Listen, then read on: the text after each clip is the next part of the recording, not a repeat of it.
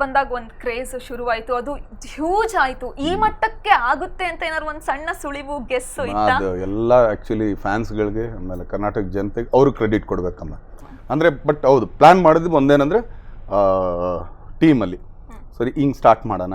ಇವತ್ತು ಹೇಳ್ತೀನಲ್ಲಮ್ಮ, ಇವತ್ತು ನೀವು ಇಂಟರ್ವ್ಯೂನ ಅಂತ ಅಂದ್ಬಿಟ್ಟು ನೀವು ಆ್ಯಕ್ಚುಲಿ ಹೇಗೆ ದರ್ಶನ್ ಇಂಟರ್ವ್ಯೂ ಅಂದ್ರೆ ಯಾರೂ ನೋಡಲ್ಲಮ್ಮ. ನೀವು ಅದಕ್ಕೆ ಮೊದಲೇ ಪ್ರಿಪೇರ್ ಮಾಡ್ತೀರಲ್ಲಮ್ಮ, ಇಂಥ ದಿನ ಇಷ್ಟೇ ಟೈಮ್ಗೆ ಇಷ್ಟೊತ್ತಿಗೆ ಬರ್ತೀವಿ ಅಂದಾಗ ಅವಾಗ ರೆಡಿ ಆಗ್ತಾರೆ ಆ ಚಾನಲ್ ನೋಡೋಕ್ಕೆ. ಸೊ ಆ ಥರ ಇದೂ ಅಷ್ಟೇನಮ್ಮ, ಆ ಥರ ಪ್ರಿಪ್ರೇಷನ್ ಮಾಡ್ಕೊಂಬಂದಾಗಲೇ ಈ ಥರದಕ್ಕಾಗೋದಕ್ಕೆ ಕಾರಣ ಆಗುತ್ತೆ ಅಷ್ಟೇ. ಸರ್ ಬಹುಶಃ ಯಜಮಾನನ ಹಿಂದಿರುವ ಯಜಮಾಂತಿ ಶೈಲಜಾ ಮ್ಯಾಮ್ ಅಂತ ಹೇಳ್ಬೋದಾ? 101% ಆ್ಯಪ್ಟ್. ಓಕೆ, ಯಾವುದೇ ಒಂದು ಕತೆ ಒಪ್ಕೊಳ್ಳೋದಕ್ಕೂ ಅಥವಾ ಒಂದು ಟೀಮ್ ಒಪ್ಕೊಳ್ಳೋದಕ್ಕೂ ಒಂದು ಪರ್ಟಿಕ್ಯುಲರ್ ಏನೋ ವಿಷಯ ನಿಮ್ಗೆ ಅಲ್ಲಿ ಇಷ್ಟ ಆಗಿದೆ? ಅದು ಹೌದಮ್ಮ. ನನಗೇನಂದ್ರೆ ನಾನು ಎಲ್ಲೇ ಕೆಲ್ಸಕ್ಕೆ ಹೋದ್ರು ಕೂಡ ನನಗೆ ಮುಖ ಪರಿಚಯ ಇರೋ ಕೆಲವ್ರು ಇದ್ರೆ ನಾನು ಅಲ್ಲಿಗೆ ಜಾಯ್ನ್ ಆಗ್ತೀನಮ್ಮ. ತುಂಬಾ ಹೊಸ ಮುಖ ಆಗೋದ್ರೆ ನಾನು ತುಂಬಾ ಹೊರಗಡೆ ಇರ್ತೀನಮ್ಮ. ಸೊ ಅದ್ರಲ್ಲಿ first of all Harikrishna.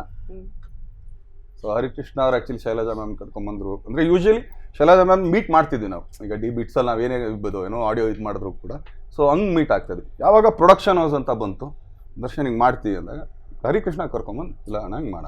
So ನಂಗೆ ಒಂದು ಸ್ಟ್ರಾಂಗ್ ಇದ್ದಿದ್ದು ಹರಿಕೃಷ್ಣ. ಅಂಡ್ ನೀವು ಸೆಟ್ಟಲ್ ಅವ್ರ ಕಾಲೆಳೆಯೋ ರೀತಿ, ಆ ಕಾಂಬಿನೇಷನ್ಗೆ ಹೆಂಗ್ ವರ್ಕ್ ಆಗ್ತಿತ್ತು ಅಂತ ಆಫ್ ಸ್ಕ್ರೀನ್? ಇಲ್ಲಲ್ಲಮ್ಮ, ನನ್ಗೇನಿಲ್ಲ, ನಾನು ಯಾವಾಗಲೂ ಹರಿಕೃಷ್ಣ ರೇಗಿಸ್ತಾ ಇರ್ತೀನಿ. ಅಪ್ಪ AC ರೂಮಲ್ಲಿ ಕೂತ್ಕೊಂಡು ಆರಾಮಾಗಿ ಢಮಾಲ್ ಡಿಮಿಲ್ ನೀನು ಹೊಡಿತೀಯ, ಬಾ ಬಿಸಿಲಲ್ಲಿ ಈಗ ನಿಂತಿದೆಯಲ್ಲ ಗೊತ್ತಾಗುತ್ತೆ, ಈಗ ಬಾ ನೀನು ಈಗ ಕುಣಿಯೋಕ್ಕೆ ಎಷ್ಟು ಕಷ್ಟ ನಾವು ಪಡ್ತೀವಿ, ಅವಾಗ ಯೋಚನೆ ಮಾಡ್ಬೇಕು, ನೀನು ಮ್ಯೂಸಿಕ್ನ ಬಿಸಿಲಲ್ಲಿ ಮಾಡು. ಸೊ ಅವಾಗ ನಿನ್ಗೆ ಸಾಂಗ್ ಪಾಪ ಬಿಸಿಲೈತೆ ಕುಣಿಯೋಕ್ಕಾಗಲ್ಲ ಅಂದ್ಬಿಟ್ಟು ಅವಾಗ ಆರಾಮಾಗಿ ಹೊಡಿತೀಯ ಅಂತ ಹೇಳ್ತೀವಿ ಅಷ್ಟೇ. ಸರ್ ಹರಿಕೃಷ್ಣ ಸರ್ ಮೊನ್ನೆ ಪ್ರೆಸ್ ಮೀಟಲ್ಲಿ ಹೇಳ್ತಾ ಇದ್ರು, ನಾನು ಇದೊಂದೇ ಸಿನಿಮಾಲಿ ಕ್ಲಾಪ್ ಬಾಯ್, ಅಸಿಸ್ಟೆಂಟ್, ಅಸೋಸಿಯೇಟ್ ಡೈರೆಕ್ಟರ್ ಎಲ್ಲ ಕೆಲಸ ಮಾಡಿಬಿಟ್ಟಿದ್ದೀನಿ ಅಂತ. ನಮ್ಮ ಕತೆ ಕೂತ್ಕೊಂಡು ಅದನ್ನು ಶ್ರೀ ಅಂತ ಬರಿತೀವಲ್ಲಮ್ಮ, ಅಲ್ಲಿಂದ ಹರಿಕೃಷ್ಣನ ಕೆಲಸ ಇದೆ ಮಾತ್ರಲ್ಲಿ. ಓಕೆ, ಅಲ್ಲಿಂದ ಹಿಡಿದು ಟಿಲ್ ಟುಡೇ ಹರಿಕೃಷ್ಣನ್ ಕೆಲಸ ತುಂಬಾನೇ ಇದೆ ಅಮ್ಮ. ನೀವು ಅವತ್ತು ಹೇಳ್ತಿದ್ರಿ ಅವ್ರೇನೋ ನೈಟ್ ಟೈಮೇ ಮ್ಯೂಸಿಕ್ ಕೊಡೋದು, ಹಾಡ್ ಕೊಡೋದೇ ರಾತ್ರಿ ಟೈಮಲ್ಲಿ ಅಂತ. ಎಲ್ಲ ಚಾರ್ಜ್ ಆಗಿರ್ತಾರೆ ಅವಾಗಲೇ ಕ್ರಿಯೇಟಿವಿಟಿ. ಇಲ್ಲಮ್ಮ, ಅವ್ರ ಟೀಮ್ ಹಂಗೇನೆ ಇದೆ ಅಮ್ಮ. ನಾಗೇಂದ್ರ ಪ್ರಸಾದ್ ಜೊತೆ ಕೂತ್ರು ರಾತ್ರಿ ಅದೆಲ್ಲ ಕಾರಲ್ಲಿ ಡ್ರೈವ್ ಮಾಡ್ಕೊಂಡು ಹೋಗ್ತಾರಂತೆ, ಅಲ್ಲಿ ಕೂತ್ಕೊಂಡು ಸಾಂಗ್ ಬರ್ಕೊಂಡು ಹೋಗೋದು.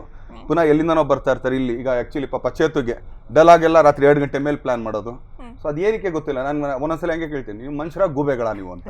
ಸರ್ ನಿಮ್ಗೇನು ಕಾಲ್ ಮಾಡಿ ಹಿಂಗೆ ಮಾಡಿದ್ದೀನಿ ನೋಡಿ? ನಾನು 6 ಗಂಟೆ ಮೇಲೆ ಇಂಡಸ್ಟ್ರಿ ಯಾವ ಕಾಲು ಎತ್ತಲ್ಲಮ್ಮ. ಓಕೆ ಸರ್, ಹರಿಕೃಷ್ಣ ಸರ್ ಬಗ್ಗೆ ಮಾತನಾಡ್ತಿರುವಾಗಲೇ ನೀವು ಅವಾಗಲೇ ಹೇಳ್ತಿದ್ರಿ, ಸಾಕಷ್ಟು ಸಲ ನನಗೆ ಇಂಥದ್ದೊಂದು ಲೈನ್ ಮಾಡ್ಕೊಂಡಿದ್ದೀನಿ ಅಂತ ಹೇಳ್ತಾ ಇದ್ರು. ನಾನೇ ಹೇಳ್ತಿದ್ದೆ ಮ್ಯೂಸಿಕ್ ಮಾಡು ಸಾಕು ಅಂತ. ಸೊ ಇದರಲ್ಲಿ ಡೈರೆಕ್ಷನ್ ಕೂಡ ಮಾಡ್ತಿದ್ರು ನಿಮ್ಮ ಸಿನಿಮಾಗೆ? ಇಲ್ಲ, ನನಗೆ ಗೊತ್ತಿಲ್ಲಮ್ಮ ಏನಾಗುತ್ತೆ. ಹರಿ ಆಸ್ ಅ ಮ್ಯೂಸಿಕ್ ಡೈರೆಕ್ಟರ್ ನಂಗೆ ತುಂಬ ಚೆನ್ನಾಗಿ ಗೊತ್ತಮ್ಮ.